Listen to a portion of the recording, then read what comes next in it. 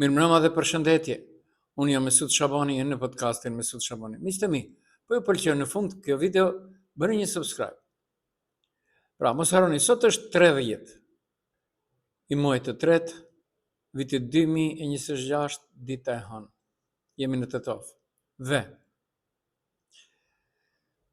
deklaratat e ditës së diel, të cilët i dha kryeministri dhe Ministri i Transportit dhe Lidhjeve të Maqedonisë, pra Mickovski dhe Nikolovski, jo që kanë zgjuar pesh, por kanë trandër edhe politikbërësit aktual të Vlenit. Por ata me këmbgulje vazhdon të thuajnë se UNESCO këtu ka disa rekomandime.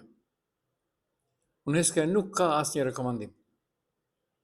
Po të dëgjojmë një herë në fillim, sepse kur muhabeti përsëritet, është edhe një proverb popullore, rena kur përsëritet fillosh t'i zësh bese dhe vetë.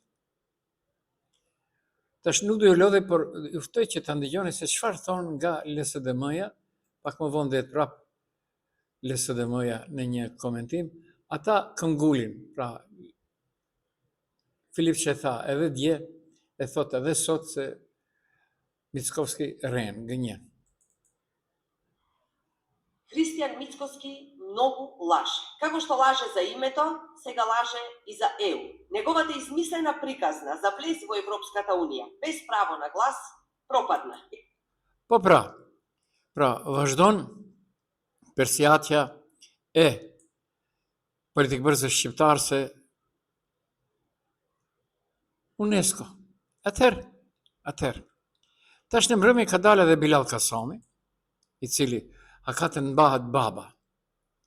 Dhe thot, devijimi i korridorit 8 nuk do ndodh. Kasami i prerë. Ajde, si është i prerë? Nuk e kuptoj.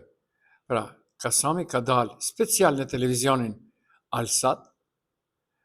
Nuk them se si ka dalë, apo kush e ka rregulluar, lekët apo njoftësia, sepse është e pamundur në një televizion nacional të dalësh aq shpejt, nuk është dorën thatë, nuk e puthin ashkush, thonë në Tetov. Ta dëgjojmë Kasami. Bëhet me intensitet më të madh sa që trajtoria të kalore. Nuk do ndryshohet në asnjë moment trajtoria, mund të ndryshohet zgjidhja teknike nga pjesa ku ka qenë sot dhe mund të lëviz konform kërkesave të UNESCO-s, nëse në ato pjesë ku kanë ofruar të jetë zgjidhja konkrete, projekti konkret, ka ndonjë problem me trashëgiminë e UNESCO-s e cila është e mbrojtur në këtë rast. Pra, në këtë rast, në asnjë moment rruga nuk do të jetë anashkaluar nga korridori. Po pra, vazhdon që këmbgul Kasami se UNESCO. Okej. Këtu vëllezërit nga Krusheva, Republikës së Krushevës thonë, od kogo je mnogo je, nga kush është. Edhe ky se pas ka dëgjuar, ama as pak Mickovskin se fund e kryes se çfarë pas ka thonë. Nuk e kemi fajne, askush nuk e ka faj. Është aq sa di njeriu, aq edhe flet, nuk flet më tepër. Pra, Mickovski ka njeriu për cilën edhe për kujdeset. Kur nuk është ai, unë mendoj se ai ka ikur mu për shkak të këtyre aferave që kishte të bënte me korridorin 8, sepse do nuk do, edhe Nikolovski, edhe Mickovski, por edhe politikbërësit shqiptar të Vlenit do ballafaqohen një ditë, edhe me BE-n, edhe me NATO-n, por do ballafaqohen edhe me popullin. Vërtet kjo është rënqese. Ky tipi doli në televizionin të Vënisë të 1 nëpërmes të telefonit, se nuk kish kod vije, ndërsa po ta thrasin Nikolovskin, çfarë do televizioni tjetër, ai shkon atje, është prezent. Një rekomandim i UNESCO-s për Maqedoninë e Veriut për segmentin Trebenish-Çavthan. Po pra, ky rekomandim, dhe dëgjoni pak më vonë, unë kam pyetur UNESCO, nuk jep UNESCO rekomandime për autostrada. Ka mjaftuar që shteti të rishikojë këtë projekt. Ministri i Transportit Aleksandr Nikolovski thotë se nuk mund të rrezikohet përjashtimi nga UNESCO për lëshimet që janë bërë nga projektuesit në kohën e pushtetit të kaluar. Се гради клучка, така што кога ние не би имали намера да работиме, клучка не би градиле. Но исто така е факт дека има многу јасни препораки од страна на ЮНЕСКО во однос на...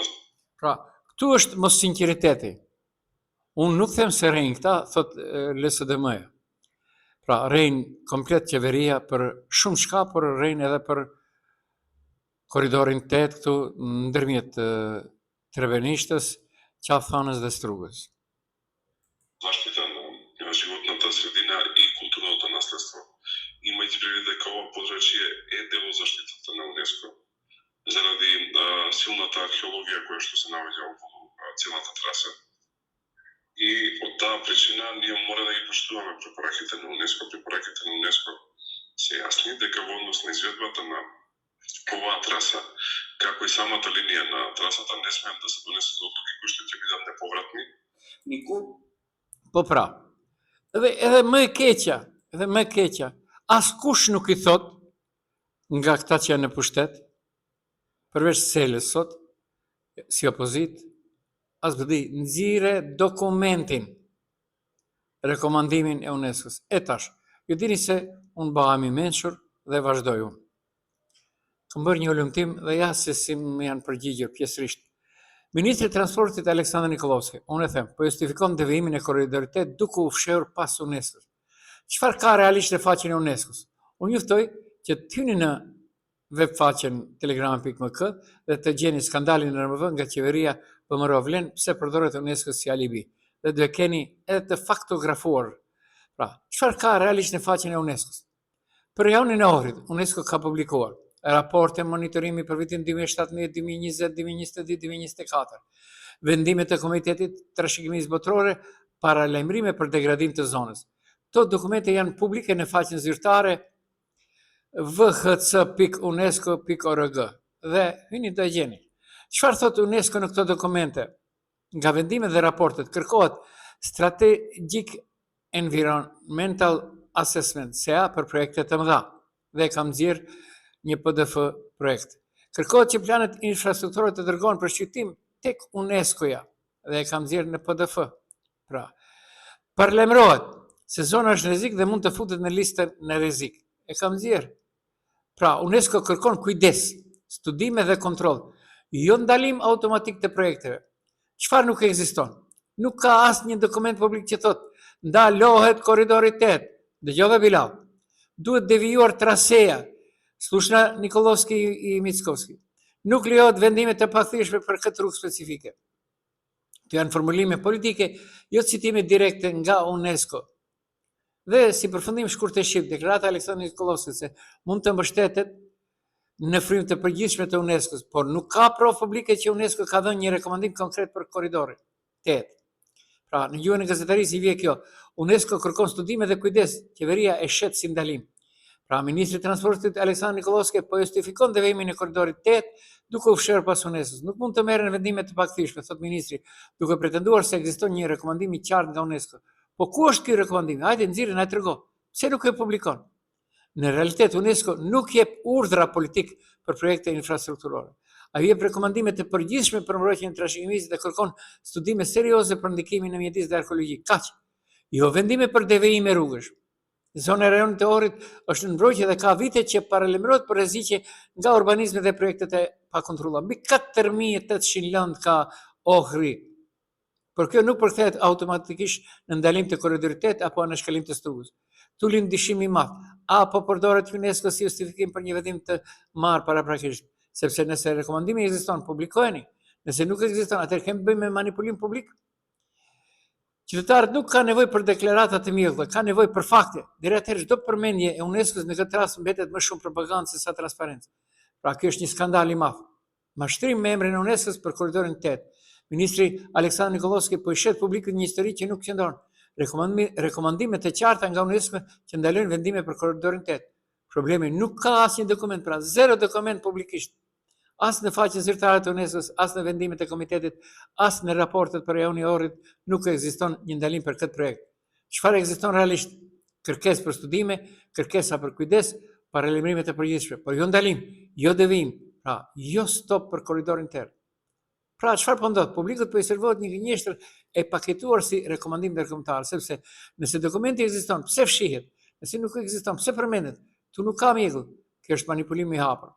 Mesazhi pra është i qartë. Mos e përdorni UNESCO si justifikim për vendime politike, mos e mashtroni publikun me rekomandime që nuk ekzistojnë, publikoni dokumentin nëse pranoni të vërtetën. Dhe fundja, Në këtë histori ose UNESCO po flet, ose dikush po flet në emër të UNESCO. Dhe deri tani duket qartë kush flet.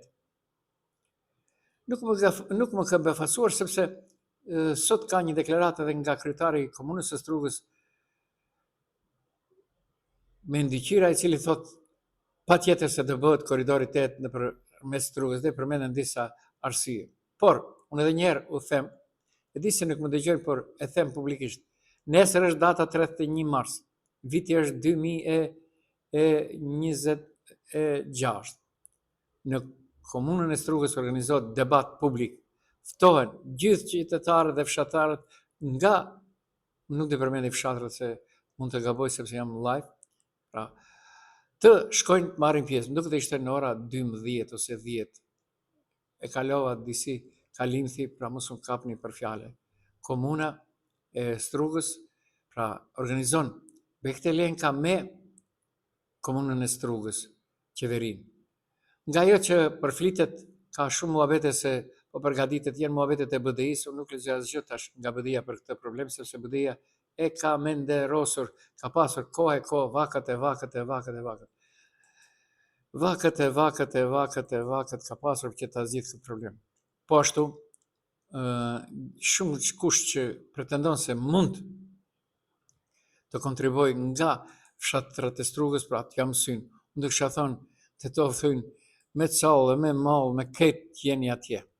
Jo për diçka tjetër, por vetëm për atë se si do ju manipulojnë dhe duhet të thuhet njerëzit e vërteta. Si e mundur korridori 8 i parapar, i planifikuar, të marrë parat 1.700.000.000 euro. Disa pare janë ato. Disa pare. Okej, nuk është okej, por unë vazhdoj më tej. Pra, tash Sela kish një fjalim sot të mrekullueshëm në Kuvendin e Republikës së Maqedonisë. Qeveria po bën përpjekje për të vijuar korridorin 8 në tendencë që edhe pengoj realizimin dhe të vijoj qëllimin edhe idenë e korridorit 8, duke vazhduar që t'ja bashkangjisë edhe këtë segment të autostradave, të cilët janë ndërtuar më herët, por edhe që ndërtohen tani, përsëri korridori 8 dhe orientimin përsëri të kësaj autostrade geopolitike dhe geostrategjike, dhe shtjerave edhe ekonomike, drejt linjës Serbi-Greqi, dhe jo. Po pra, më falni, unë mu hoq ajo nga shikimi vërtet qytetarët e Strugës ekonomikisht do të përfitonin shumë. Po sa është fshatrat për rreth, tu Sela ka të drejtë. Po bashkimin e detit të zi me detin Adriatik që është interes geopolitik edhe i NATO-s, pjesës së cilës edhe Maqedonia e Veriut është antare e plot fuqishme e saj. Atë që paralemrova, fatkeqësisht të dëgjuam edhe nga goja e kryeministrit, duke paralemruar mos realizimin e segmentit nga Struga në Qafan. Të arsyetuar këta me gjoja pengesat të cilët janë shfaq në lidhje me mbrojtjen e zonës së liçenit të Ohrit nga ana e UNESCO-s. Këto janë edhe arsyetime boshe dhe banale, të cilët nuk kanë të bëjnë me realitetin. Nëse do të flasim për UNESCO-n, ne do të flasim për objektet paleje të cilët janë me mira në liçenin e Ohrit, në qytetin e Ohrit dhe Strugës. Nëse do të flasim për zonën e UNESCO-s ku në kontekst më tepër vendohet Struga se sa Ohri, duhet të thënë një vërtet që korridori 8 nga Trebenishta dhe deri në Qafan, në gjithë këtë trajektore, nga liçeni i Ohrit të është mos pak në linja ajrore larg 1 kilometër. E nëse flasim për segmentin e autostradës Kërçov-Ohër dhe Ohrid, ky segment, kjo linjë ajrore e afërsisë së autostradës me liçenin e Ohrit, ka vende në të cilën kjo distancë nuk është as edhe 10 metra. Apo. Kështu që është e qartë. Është vazhdimësi e një politikë bërje të smur. Është një vazhdimësi e një politikë bërje që vjen kufi dhe që të kishte pastaj ja drejton shqiptarëve që duan kufi. Ashtu siç vendohen kufi dhe shqiptarëve me të drejtën e shkollimit, ashtu po na vizatohen kufi edhe me projektet infrastrukturore.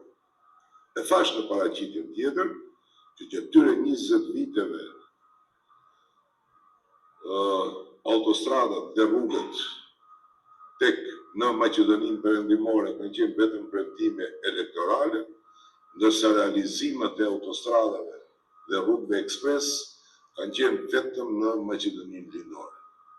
Janë diku 75 kilometra të ndërtuara në Maqedoninë Lindore, segmenti Miladinov si Shtip e shumë edhe segmentet të tjera, po diku rreth 75 kilometra, ndërsa të gjithë projektet tjera kanë ngelur vetëm në letër. Po pra ishte një fjalim pak më i gjatë, nëse ju intereson e keni te telegrami.mk, që unë e drejtoj, sela arsjetimet e Mickoskit për devimin e korridorit 8 janë banal. Tendenca është lidhja me autostradën Serbi-Greqi. Po është mëse vërtet kjo. Dhe në ndërkohë, çfarë po ndodh? Po ndodh ajo të cilën nesër pritet që ta shohim se si do duket. Por, kjo qeveri vazhdon edhe me diçka tjetër. BD-ja vërtet kërkon, kur gjë nuk kërkon. Mos jepet asnjëherë e drejta për të qenë në pushtet. Tash, kjo qeveri, VMRO-vlen, po godet edhe lidhjen me Kosovën. Rruga Shkup-Llac nuk do jetë më autostradë, por rrugë ekspres. Nuk pas ka pare qeveria dhe Ministria e Transportit, dhe cilët i kanë kërkuar rrugëve ndërmarrjes rrugës shtetërore të Maqedonisë që të përgatisë një analizë për këtë segment me qëllim vlerësimin nëse ndërtimi si rrugë ekspres do ishte më i lirë. Kuptohet? Po, kuptohet. Ndërsa rrugëve të tjera, ato të cilët shkojnë rreth korridorit 10D apo nga Gratsko për në manastir, ka pare. Ka pare. Pse jo? Pse jo? Pra, gjithandej vetëm ngulitje sa përket lirive të drejtave shqiptare. Unë kam ngulur këtyre ditëve që kryetari i komunës së Strugës, Mendiqyra, unë e kam takuar ndonjëherë, por nuk më ka interesuar disa gjëra sepse nuk është shoku im, ishte një shoku tim. Dhe ai mbahet, unë nuk kam ditur shumë çka për të, por këtyre ditëve pash një fotografi brezilianse, dhe nëse është e vërtet ajo, unë ja heq kapelen, për atë se nga ajo që kam parë, nuk kam njohur shumë njerëz nga Struga, aso kohë kur ishim student vitin 1981, në Prishtinë dhe në protestat e studentëve. Nuk them se kam qenë organizator, por më pjesëmarrës i rregull nuk ka pas birnone ndër shqiptarët e Maqedonisë. Unë jetoja aso kohë në Prishtinë familjarisht 20 vite. Dhe apo hiqet Strugës një nga mundësitë më të mëdha zhvillimore, pyesum. Vendimi i qeverisë drejtuar nga Kristian Mickoski për të devijuar trasenë e korridorit 8 nga segmenti Trebënish-Qafën dhe për të orientuar drejtorët ka ngritur shumë pyetje. Ky nuk është thjesht një ndryshim rruge. Pra, ky është një vendim që mund të ndikojë drejt vërtet zhvillimin ekonomik të Strugës, bizneset lokale, lidhjen strategjike me rajonin dhe Shqipërinë. Ndërkohë zëri Mendiqyra, sekretari i komunës së Strugës, duhet të jetë vendimtar me qeverinë. Një herë patriot, për herë patriot. Diri pse them unë, është pak më i gjatë materiali, po unë e them këtë për një arsye tjetër. Sepse Mendiqyra është i vetmi që mund ta ndalojë askush tjetër. As Bilal Kasami, pralla i ka ato që flet, as Izet Mexhiti, Mendiqyra është i pari i prekur në kufi. Dhe duke njohur se ai ka folur këtyre ditë për 45 vjetorin e demonstratës studentore, dëshmi personale nga demonstratës studentore të vitit 1991 në Prishtinë, e ftoi që ta tregoj patriotizmin. Fundi tërhiqur nga kryetari lloku.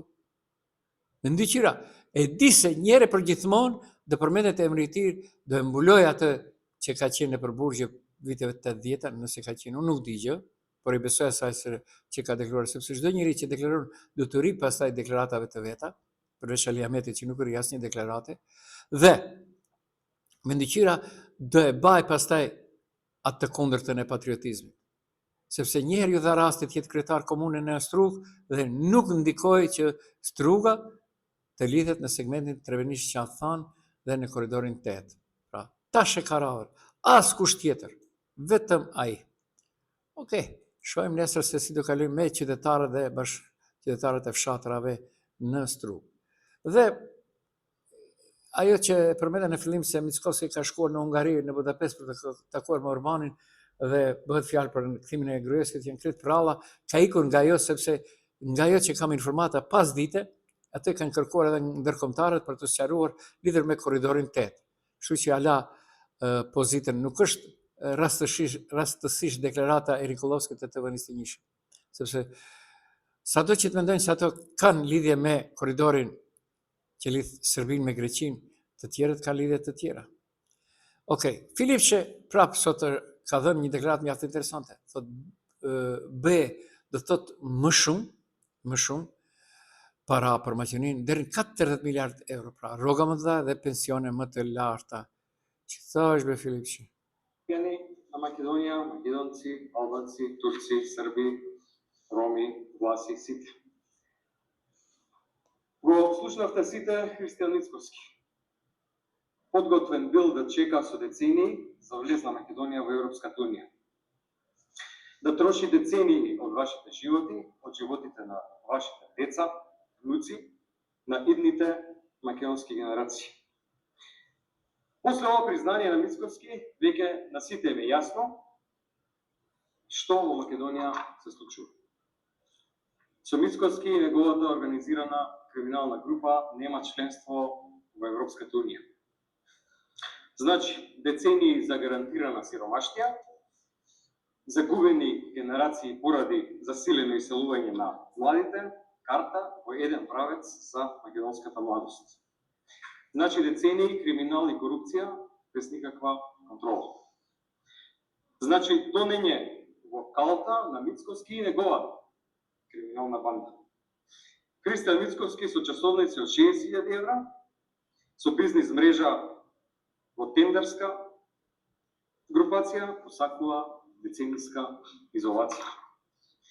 Бизнисменот Мицковски може да чека, ама напатениот народ и работниците кои едва и врзуваат крај со крај, со ниски плати и високи цени, не можат, и не смеат, и нема да чекаат. За спас, многу наши граѓани ќе бидат принудени, као што тоа веќе го прават, да вадат бугарски пасоши. Ќе останеме и без држава, и без народ. Целта е тие да си делат криминални тендери, да грабат народни пари, а народот да пати и да плати. И тоа така со децении. Се потврди тоа што го говоревме во изминатиот период, дека Мицковски ја тура и ја турка земјата во изолација и работи за странски интереси, преку српски, унгарски, се до руските интереси. Мицковски е прокси руски играч. ВМРО, организираната криминална група, е тројански конј на поделбите на македонското национално ткиво. Мицковски клечеше и молеше за власт, лажејќи го народот дека ќе го прати името, а сега поради него Македонија е таа што е на колена. Po pra, është një intervistë me gazetarët sot të Filipçes pak më e gjatë, e keni të telegrama.mk dhe unë do ndërhyj në diçka që e tha. Ka shumë muhabete këtyre ditëve, po sërish këta që e përkrajnë Rusinë në Maqedoni. Se mund të ketë edhe të llovira. Mirë po, shqiptarët nuk janë ata që ishin dikur, shqiptarët tash janë të organizuar. Në këto kur Shtetet e Bashkuara të Amerikës, aleati më i madh i shqiptarëve është në një luftë. Unë do kisha thënë veç luftë e fituar me Iranin, nuk kanë hesap që të përzinë ndonjë punë tjetër më të madhe këtu në Maqedoni.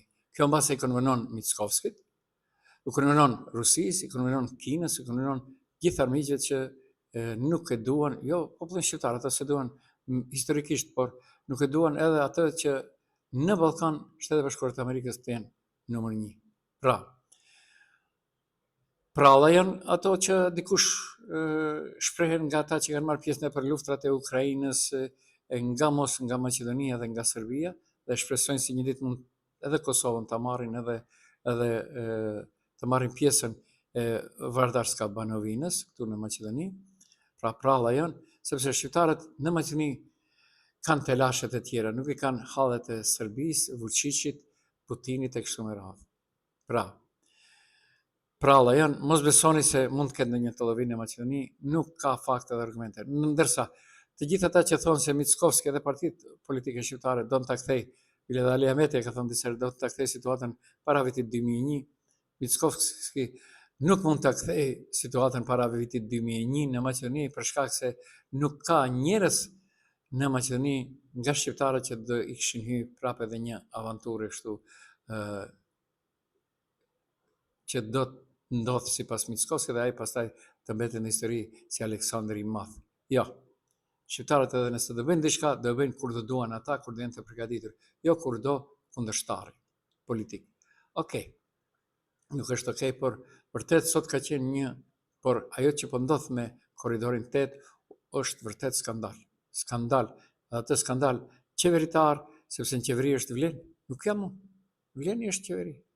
Ata heshtin dhe mund ka befasuar Bilali që thotë se po, kanë qenë këta, ata, projekti Struk që a thonë, UNESCO, lidhje nuk ka. Ama lidhje nuk ka me muhabetin.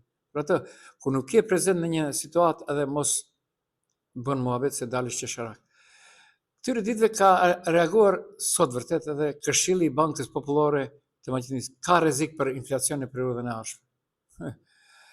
Lëvizjet e realizuara të treguesit kryesor makroekonomik për momentin janë në përputhje me prit, por me rreziqe të theksuar për shkak të pasigurisë lidhur me intensitetin dhe kozgjatjen e konfliktit në linjën e mesme. Unë do ndalem në diçka tjetër, përveç derivateve të naftës. Ne, specat, patligjanat e gjitha gjëra tjera miellin nuk i marrim nga Irani. Kjo është vërtet. Dikush bën një lojë këtu në Maqedoni të pist politike, për të pasuruar vetë. Okej, nuk është okej, për do e paguajnë mirë, tha Filip, që do e paguajnë qytetarët, sepse dikush mba orë 60.000 euro në dorë. Nuk është okej, unë këtu, për fund po e përshëndes, ka shumë deklarata të BDI-s, por unë nuk do i lexoj sepse BDI-ja ishte, njerëzit shikuan që bëjnë lekët, se për brekët i hekën vetë. I hek vetë populli brekët, nuk ka nevojë që hek brekët partia politike. Pra dhe njerë ishit në podcastin Mesut Shabani, unë jam Mesut Shabani, dëgjohemi nesër në Rama.